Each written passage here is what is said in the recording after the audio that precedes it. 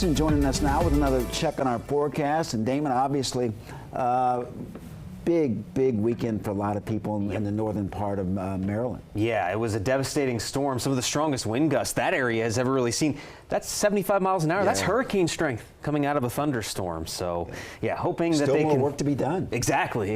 And trying to get some good weather for that, hoping they can really pick up after all that damage. And you see that just cluster of white dots across the top of the map. That's the damage that storm did create. It stretches all the way back into parts of Ohio and West Virginia. And this storm, it just rode right along the Pennsylvania-Maryland line, impacting communities all the way off to the north, while again, the rest of the DMV didn't see a drop of rain throughout the rest of the weekend. So it shows how isolated this severe incident was. And there you go. We already talked about it, but especially in Washington County, the power outages continue to be a problem. That is how devastating this storm was, with those extremely strong wind gusts. Over 5,500 customers on our map popping up here, and then right along all the counties there, right near the Pennsylvania-Maryland line. Still, folks, unfortunately, dealing with power outages almost 2 days later. Now, the good news is at least the weather is cooperating to get some of that damage cleaned up and try to restore that power with the crews.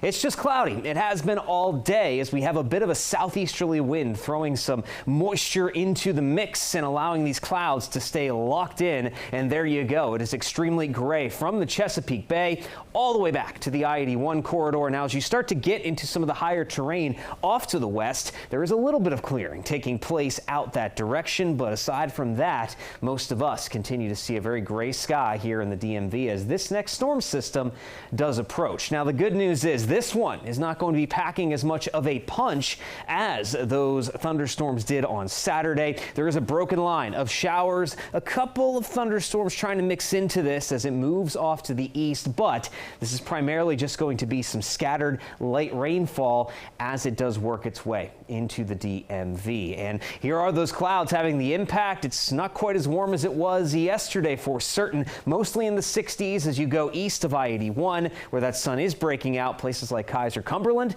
already back up to warm levels there in the lower to middle 70s. Now, in terms of the rain chances moving forward into the afternoon, that broken line of showers is going to take its time. We don't really have any concerns of rainfall straight into the middle of the afternoon, 3-4 o'clock. Still dry across most of the DMV. There may be some light drizzle in pockets out there, but that's about it, at least through the middle of the afternoon. Now, as we head into the evening time, most of the rainfall here is going to occur out over those same areas that got that thunderstorm over the weekend. We're talking western Maryland, the eastern panhandle of West Virginia. You'll see additional showers. You might hear a rumble of thunder or two, but again, it's not as likely we see any sort of strong thunderstorm activity. 8 o'clock, we're still seeing most of that rainfall to the north and west. And as we head into the middle of the night, yes, there could be some very light showers over toward DC and I-95, but the chance of that is low. It's more likely than not that northern Virginia, DC, over into southern Maryland